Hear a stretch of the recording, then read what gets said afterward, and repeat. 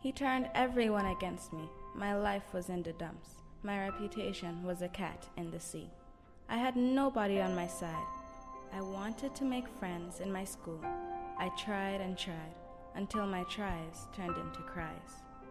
I kept it inside boiling. I tried to ignore the stupid thing, but when I found out the week later that I was being bullied, I knew there was hope. I knew there was light. A stand was taken. I informed my family, my teachers, and my principal, Miss Lake. The bullies were suspended. Their time was up.